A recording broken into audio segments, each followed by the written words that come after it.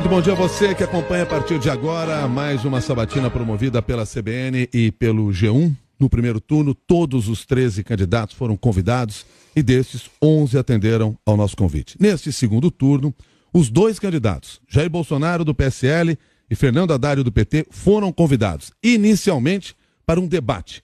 Porém, os assessores de Bolsonaro não responderam ao convite. A CBN e o G1 propuseram então aos dois candidatos uma sabatina com 30 minutos para cada um no mesmo dia, no estúdio da CBN aqui no Rio de Janeiro.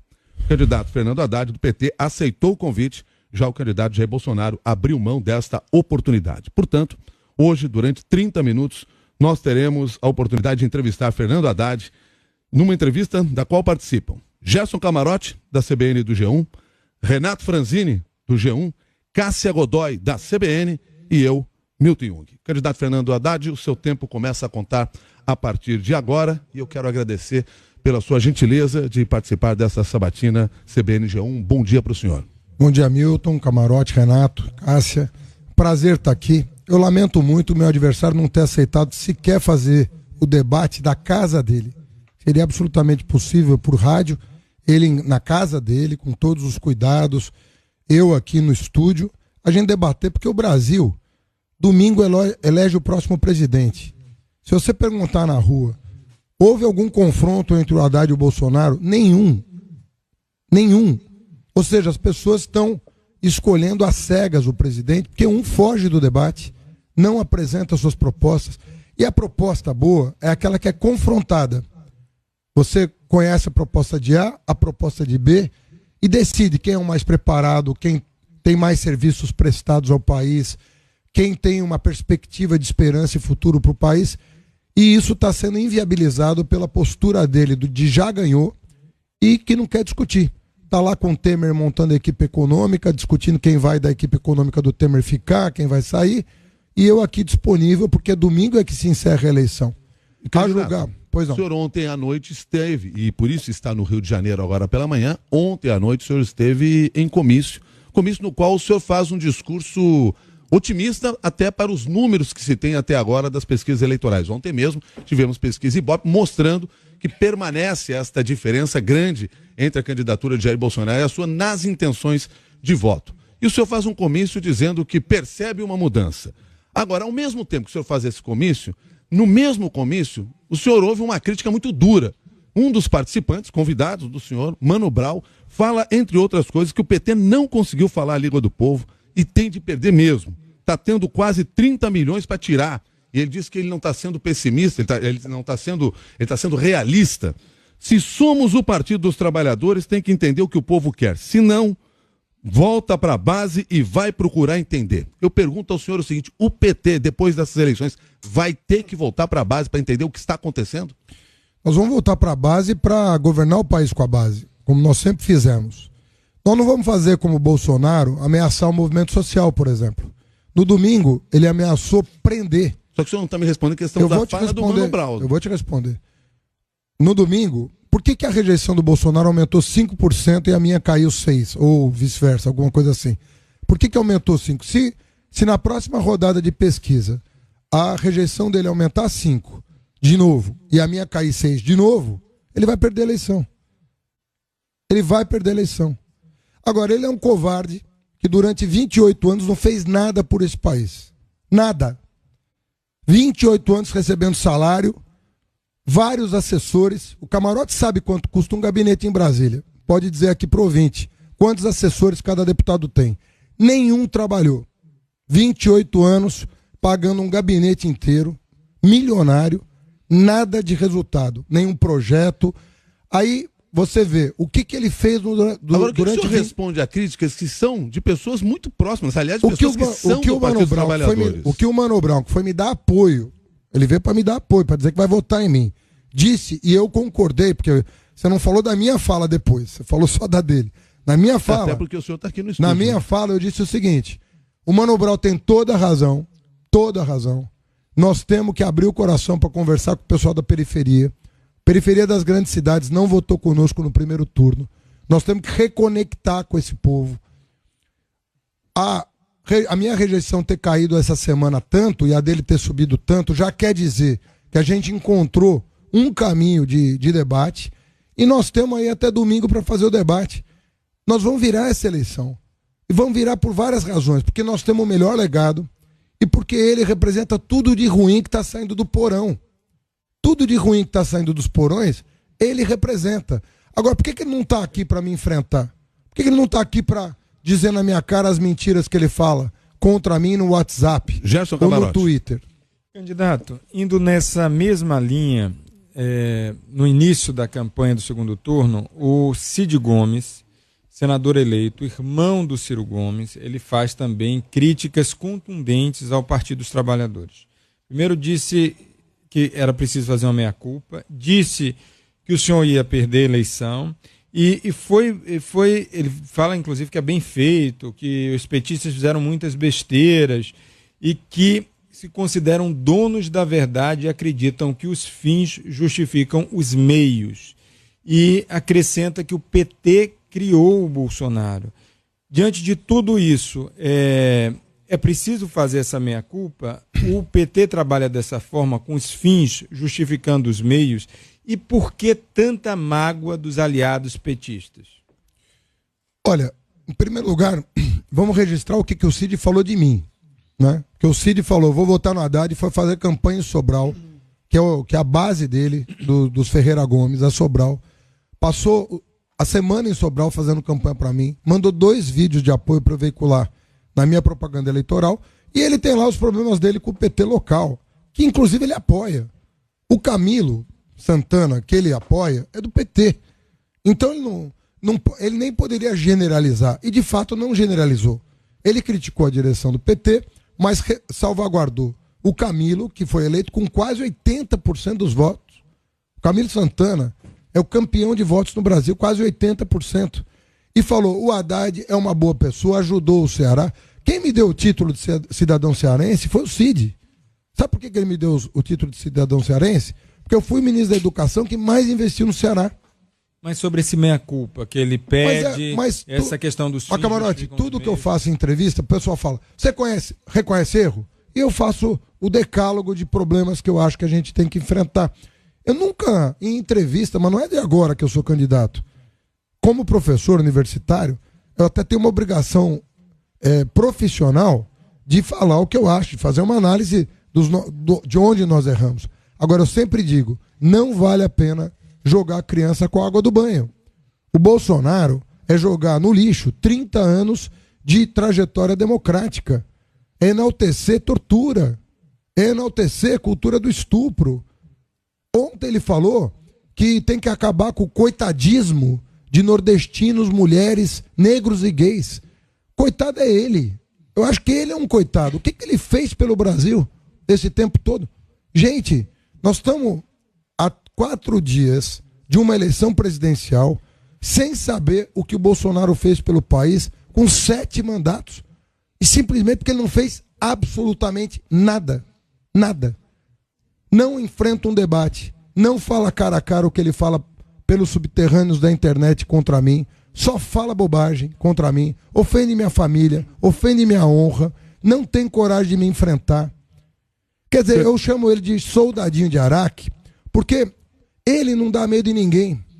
Não dá medo em ninguém. Agora, o que está por trás dele dá. Porque por trás dele tem os porões da ditadura, que fala mal do Supremo, que fala mal do Congresso, que fala mal da imprensa.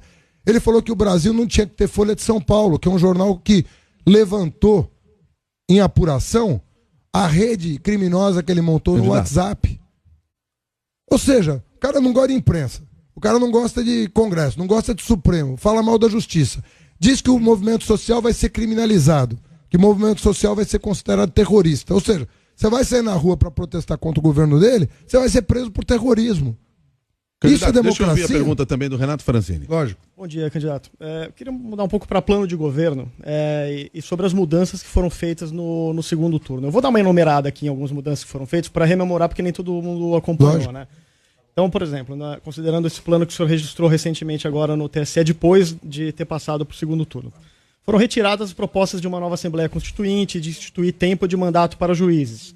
Foram retiradas menções à descriminalização das drogas e à desmilitarização da polícia. foi incluído um tópico sobre a necessidade de coibir furtos e roubos na segurança, né? Assegurou a autonomia do Banco Central, que era uma coisa que não estava bem clara no primeiro. Também mudou um pedaço que falava assim, políticas de promoção de orientação sexual e identidade de gênero, que virou políticas de combate à discriminação em função da orientação sexual e identidade de gênero. Ou seja, antes era algo mais proativo, virou algo mais reativo. E a questão é, por que vocês mudaram tanta coisa, coisas tão significativas do primeiro para o segundo turno? Bom, primeiro que não é tanta coisa, segundo que não são tão significativas. Eu explico por quê. O que o meu adversário faz? Ele pinça uma frase do programa, distorce e põe na internet e não vem para o debate. Porque se ele viesse para o debate me perguntar, eu conseguiria esclarecer na cara dele. Mas ele foge. Tá certo? Então o que nós fizemos? Nós demos clareza para as coisas que ele estava distorcendo no WhatsApp. Para ele não poder usar as fake news para fazer política. E a Folha de São Paulo descobriu o esquema. São empresários que, para não doar para a campanha dele, usam caixa 2 contratando fake news. Foram milhões, dezenas de milhões de disparos em massa no primeiro turno. E agora, a hora que o esquema foi descoberto, o que aconteceu? Ele está menor. Mas você acha que não foi significativo retirar a proposta de constituinte e mudar? Essa foi, e ele também retirou, né, diga-se de passagem, porque também estava no dele, mas a pedido dos novos parceiros que nós temos no segundo turno. O PSB, por exemplo, o PSOL, fizeram sugestões de alteração no nosso programa e é assim que se faz política. Quando você amplia, o PCdoB, por exemplo, se aliou a nós logo no primeiro turno, fez sugestões de mudança de redação. O PSB e o PSOL fizeram sugestões de mudança de redação. E nós próprios, percebendo a malícia do nosso adversário e a covardia em não enfrentar o debate, também fizemos alterações, mas a espinha dorsal do programa é rigorosamente a mesma. Se o senhor for ver na realidade, na cabeça do eleitor, a campanha do PT começou com o Lula de candidato e um plano A. Não tem nada a ver. Hoje o candidato é Fernando Haddad e o plano é outro. Nada a ver, desculpa. Qual que é a linha do nosso programa? Em primeiro lugar, segurança pública vai passar a ser um assunto federal. A Constituição hoje não é. Eu vou botar a Polícia Federal para cuidar de segurança pública. Pretendo dobrar o contingente da Polícia Federal, porque as polícias locais não conseguem combater facções que são nacionais. Não é culpa da Polícia Militar e da Polícia Civil. O problema é que ela não tem condições de enfrentar facções criminosas nacionais. Então, para isso, nós precisamos de uma Polícia Nacional, que é a Polícia Federal. Nós vamos dobrar o contingente da Polícia Federal para enfrentar o crime organizado no país e liberar as forças locais para combater homicídio, roubo, estupro, que é o que está afligindo a população no dia a dia. E já que nós estamos falando de segurança pública... Vamos dividir tarefas. Segundo ponto, reforma bancária. Nunca ninguém falou nisso no Brasil, porque nunca ninguém teve coragem de enfrentar o cartel dos bancos. E eu quero te dizer, foi possível desenvolver o país sem enfrentar esse tema. Era possível crescer. Hoje não é mais. Não é mais possível crescer sem enfrentar o cartel dos bancos. Então está lá no programa, que a reforma bancária vai ser feita. Então são coisas que são definitivamente as mais importantes. Eu citei duas. Poderia ficar aqui o dia inteiro falando do que é importante fazer para o Brasil para resgatar a dignidade da nossa população. Como o senhor estava falando aqui de segurança pública, queria trazer também a Cássia Godoy, que está monitorando as perguntas dos ouvintes CBN G1. Cássia. Candidato, nós recebemos aqui a mensagem do nosso ouvinte Claudenir Carvalho, que pergunta justamente a respeito de segurança pública, quais são as suas propostas, né? O senhor acabou de mencionar essa iniciativa que o senhor disse que vai adotar de dobrar o contingente da Polícia Federal. Nós gostaríamos de ouvi-lo mais a respeito de segurança, já que o nosso ouvinte da CBN, leitor do G1, Claudenir, pondera o seguinte, que a população não aguenta mais tanta violência, e ele menciona aqui, seu adversário é a favor da redução da maioridade penal, da revogação da legislação que prevê os saidões e é favorável a uma legislação do cumprimento integral da pena em regime fechado sem progressão. Quais são as suas propostas? Olha, essa coisa da maioridade penal não vai resolver nada. Você vai aumentar o problema ao invés de diminuir. As crianças vão começar a ser aliciadas pelo tráfico com mais jovens ainda. Em vez de você aliciar um jovem de 16, você vai aliciar um jovem de 15 para o tráfico. O Bolsonaro não entende nada de segurança, tanto é que nunca apresentou um projeto de segurança nunca aprovou um projeto de segurança em 28 anos de mandato. Agora, a pergunta Nunca é sobre aprovou. o seu plano de governo. O meu plano de governo prevê outra coisa. Prevê que a Polícia Federal assuma responsabilidades que hoje não são dela. A Polícia Federal não cuida de segurança pública e passará a cuidar. Por isso que eu quero dobrar o efetivo. Não é dobrar o efetivo por dobrar. É dobrar para assumir essas novas tarefas. Disse e repito. O crime organizado hoje tem escala nacional. As facções atuam nacionalmente. As polícias locais, ao invés de focar no trabalho que o cidadão que fez a pergunta quer, está hoje perdida sem foco, tendo que lutar em várias frentes. Ela não vai conseguir dar conta do recado. Não é por incapacidade, é porque é muita tarefa para pouca gente. E a Polícia Federal tem muita inteligência, equipamento instalado. O que não tem é dinheiro para isso. Dinheiro? A Polícia Federal é das coisas mais baratas que tem nesse país pelo resultado que ela dá. A ponto de poder dobrar, inclusive, Eu o quero número de policiais? dizer para o ouvinte com todas as letras. A Polícia Federal dá lucro. Lucro. É que nem não contratar fiscal de renda. Fiscal de renda você tem que contratar porque ele dá lucro para o Estado, combatendo a sonegação.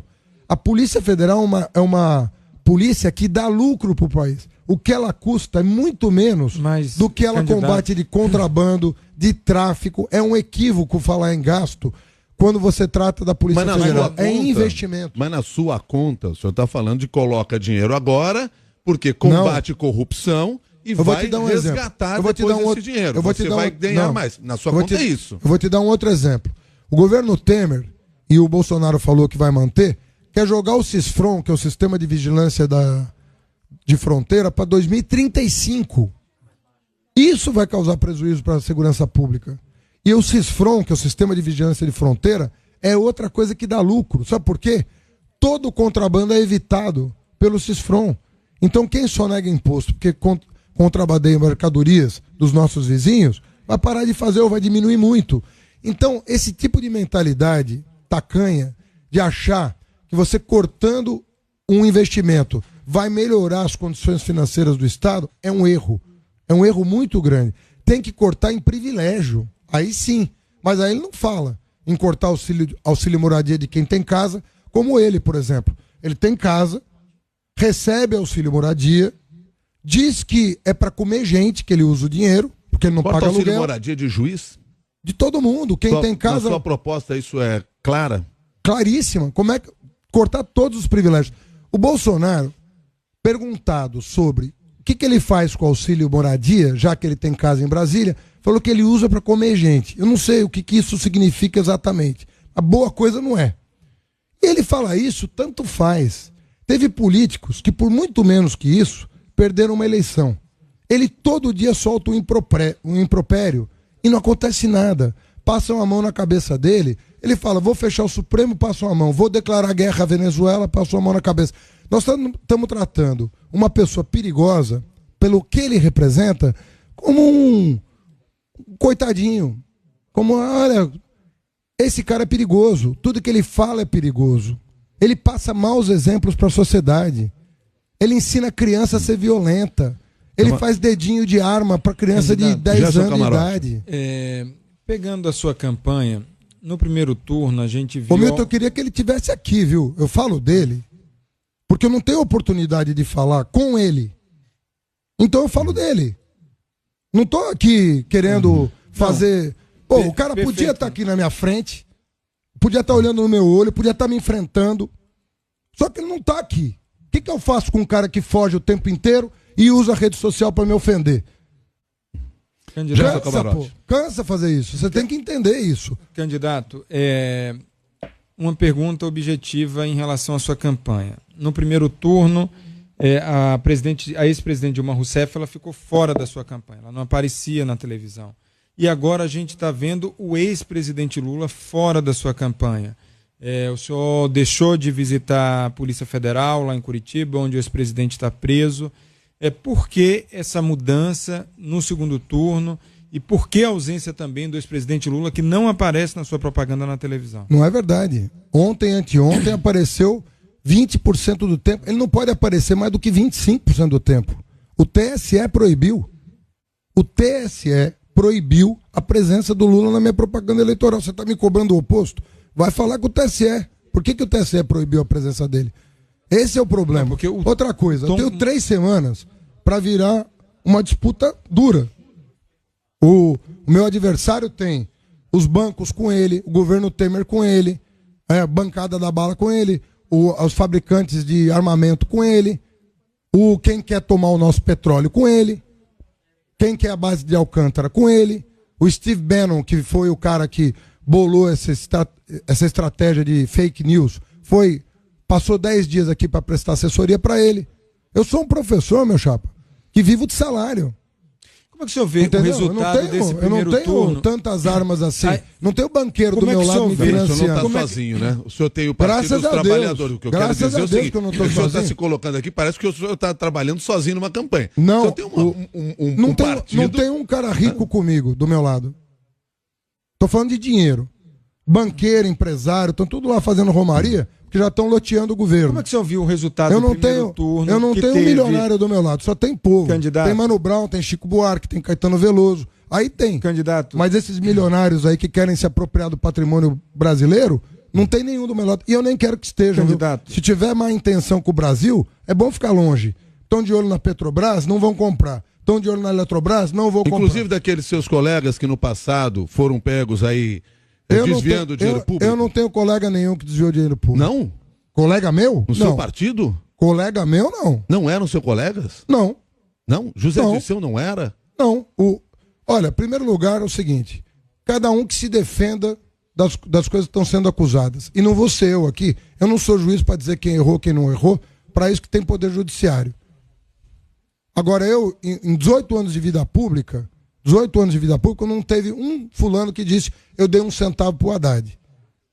Mas aí tem entendeu? Que é a minha obrigação, aliás. Mas o senhor fala não estou falando nada disso como uma grande vantagem. Mas o senhor fala como se não fossem figuras importantes do PT. São, como o Beto Richa, como Marconi Perillo, como Eduardo Cunha, como Michel Temer, como Aécio Neves. Não, por que essa fixação com o PT? É porque o senhor é o candidato do PT. Se a classe política... O senhor é o candidato do PT. Então, eu não vou cobrar do senhor pelo PSDB. Lógico que não. Agora, se teve gente do PT que errou, eu vou ficar passando a mão na cabeça?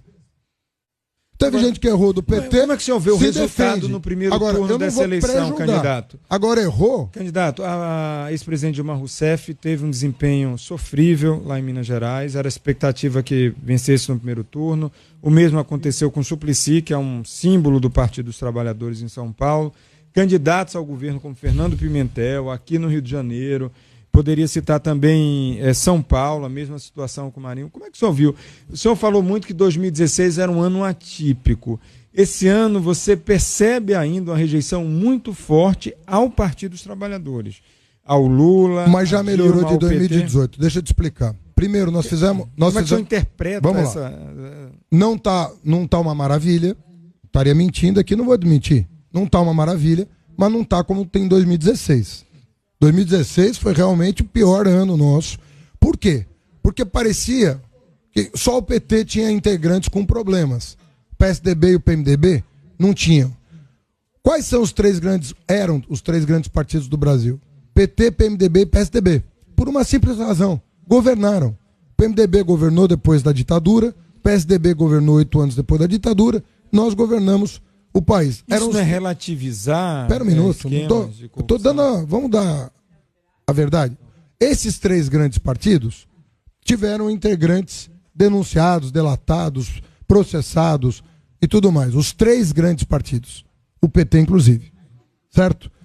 Quem que saiu desses 3 partidos, quem sobreviveu? Foi o PT. O PT fez a maior bancada na Câmara, o PT elegeu 3 governadores. O PT colocou um candidato no segundo turno. Está bom? Não, não está bom. Nós temos que nadar, nós temos que remar, nós temos que resgatar a confiança das pessoas, nós temos que demonstrar que a gente vai atuar, vamos resgatar o nosso legado, o povo reconhece, me colocou no segundo turno, mas nós temos que corrigir o que foi insuficiente. Então nós vamos continuar trabalhando. Mas dos 3 grandes partidos, vamos ser franco, o PMDB e o PSDB diminuindo demais. O senhor disse que a rejeição ao PT já é menor em relação a 2016. Em relação a 2016, correto, mas quando a gente ouve por que a rejeição, os motivos da rejeição do PT, fala-se muito da corrupção na Petrobras, fala-se dos erros do governo da Dilma, fala-se do apoio da Venezuela, mas também apoio da Venezuela só o Bolsonaro fala, né?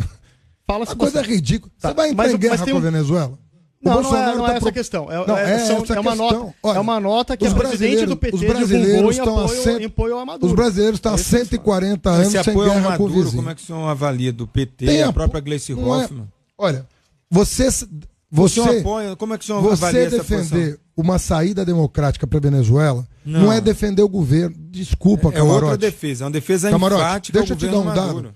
Deixa eu dar um dado que eu acho que a imprensa cobriu muito superficialmente no governo Bush. O governo Bush queria uma intervenção militar na Venezuela. Quem praticamente impediu que isso acontecesse foi o nosso governo. Nós nos comprometemos a criar um grupo de amigos da Venezuela, países da região, com os Estados Unidos, inclusive, demos suporte à saída democrática para a Venezuela. Mas lá é uma ditadura e está numa situação dramática. E o PT apoiando. Eu sei que nós vamos ter que atuar na Venezuela, não tenho dúvida disso. Mas não declarando guerra. Mas o tem mais filho do Bolsonaro declarou na Paulista. Mas é o apoio, independentemente do que o Bolsonaro vai falar, é o apoio ao... Como? Você está confrontando duas propostas. Não estou confrontando mas propostas. Tem duas propostas na mesa. Você quer falar só de uma? Não. A minha proposta é recriar o grupo de amigos da Venezuela e encontrar com a oposição em situação venezuelanas uma saída democrática. A alternativa a isso, que está colocada na mesa... E o tal do Mourão e o filhinho do Bolsonaro, que toda hora tem a orelha puxada, disse, é que nós vamos intervir militarmente na Venezuela. Eu vou dizer para você, isso é ridículo. Isso é uma bobagem que o cara tá falando. Você mandar jovens brasileiros para o campo de batalha em território vizinho, isso que está na mesa, Camarote. E dá a impressão que não. O PT é amigo de... O PT nasceu contra a ditadura que o Bolsonaro representa. A parte da Venezuela. Ele não fez até hoje meia-culpa sobre o apoio que ele deu ao torturador. Mas um último ponto que todo mundo fala, é que durante anos, quando já era o governo do PT, o governo do Lula, houve muito discurso de nós contra eles. Então talvez o discurso de nós contra eles que existe hoje seja uma reação a um discurso de nós contra eles que veio de trás do Lula. Olha, se você for lá nos Estados Unidos, é democratas e republicanos. O Brasil tinha uma polarização entre PT e PSDB, que durou aí, 20 anos. Era uma polarização entre nós e eles. O PSDB veio com tudo para cima do PT, quando caiu, como caiu nas investigações, praticamente, a gente está falando de 2014, não era perfil do brasileiro, não era perfil do brasileiro, esse tipo de, mais do que polarização, esse clima de disputa permanente no país. A campanha do Partido dos Trabalhadores, no ano de 2014, que eu cubro campanha desde 1994, campanha presidencial. Nunca tinha tido uma campanha com esse nível de polarização e de divisão da sociedade brasileira. Eu pergunto, o PT faz uma autocrítica, e aí quando vem o Cid Gomes e fala, quem criou o Bolsonaro foi o Partido dos Trabalhadores. E aí eu faço essa pergunta. O Cid Gomes tem todo direito de ter a opinião dele, né? Agora, esse estrupício, nós somos culpados por ele? Peraí, pô. A classe política toda recebeu um recado das urnas que precisa ser compreendido. Porque o Brasil só coloca um tipo como o Bolsonaro no segundo turno por uma situação muito grave de falta de perspectiva e por desconhecimento de quem é o fulano. Camarada, você há 5 anos atrás imaginaria, 10 anos atrás, 5 anos atrás imaginaria um tipo como Bolsonaro tá disputando uma eleição presidencial com chance? Se você disser que sim, você está me mentindo. Querido Fernando Haddad. E você não pode mentir pro teu ouvinte. Ninguém imaginava um tipo desse poder chegar. Ele é motivo ou de preocupação ou de piada no exterior. Tudo se bem, você pegar o PT não faz autocrítica em relação eu faço autocrítica. A campanha Camarote, tudo que eu fiz essa campanha toda foi apontar. Primeiro, falar das coisas boas, porque é minha obrigação. Você vai falar das coisas boas que eu fiz? Não, eu tenho que falar. Então eu tenho que falar que eu dobrei as vagas nas universidades públicas, que eu criei o ProUni, que eu tirei o fiador do FIES, e o programa atendeu os pobres. Candidato. Que eu levei escola técnica pro Brasil inteiro. Você vai falar isso no teu programa? Deixa eu colocar a conversa, deixa eu colocar o ouvinte nessa nossa conversa. Vamos lá? Tem algum problema? Eu falo os problemas. Eu não tenho nenhuma dificuldade em falar. Até como nós estamos chegando no final, eu quero colocar mais uma pergunta de ouvinte feita pela hashtag CBNG1. Cássia Godoy, vamos lá. É o seguinte, candidato, no último domingo o senhor prometeu durante um compromisso de campanha um teto de R$ 49,00 para o preço do botijão de gás. E aí o nosso ouvinte, leitor Guilherme Damorim, pergunta qual é a mágica para determinar o preço do gás em R$ 49,00. O senhor vai interferir novamente na política de preços dos combustíveis? Olha, do mesmo jeito que os caminhoneiros, os caminhoneiros têm um poder de fogo muito grande. Eles pararam o país, quase derrubaram o governo Temer. O Pedro Parente, do PSDB, era o presidente da Petrobras, teve que pedir demissão, porque não suportou a pressão. Agora, o caminhoneiro tem poder de fogo. A dona de casa não tem. Quem é que vai cuidar da dona de casa que está se queimando com álcool ou cozinhando a lenha? Eu prometi e vou cumprir. Gás de cozinha vai ter intervenção. Gás de cozinha vai... Ué, mas tá tendo intervenção no diesel? Não, estou lhe perguntando. Vai ter intervenção no preço. Eu estou lhe perguntando. A mesma coisa do diesel. O senhor presidente da República vai controlar preços da Petrobras? Não, vou controlar o preço do gás. Do gás? Do gás vou. Dos outros não. O que não é item da cesta básica, eu não vou. Porque os outros derivados de petróleo é mercado. Agora, o gás de cozinha é item da cesta básica. Eu vou cuidar da dona de casa que hoje não consegue pagar R$ 75,00 um bujão de gás. E a Petrobras tem toda a condição de fazer isso, porque o gás representa muito pouco dos negócios da Petrobras. Candidato Fernando Haddad, eu quero agradecer sua gentileza de ter estado mais uma vez aqui participando de uma sabatina. Nós já tivemos a oportunidade de fazer esta sabatina no primeiro turno, quando convidamos também todos os candidatos para que estivessem aqui. Repetimos essa fórmula no segundo turno. Eu agradeço a sua gentileza de estar conosco. Eu agradeço a todos vocês também, muito obrigado. E obrigado aos ouvintes, sobretudo. Muito obrigado.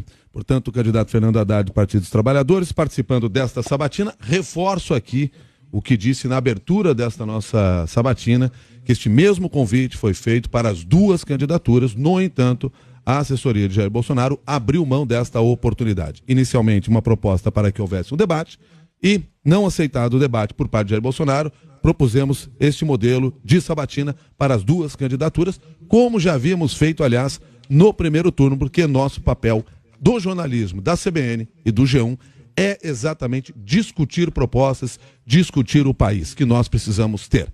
A você que participou dessas sabatinas, mandando suas perguntas, nos acompanhando, fazendo a sua crítica, muito obrigado pela sua participação.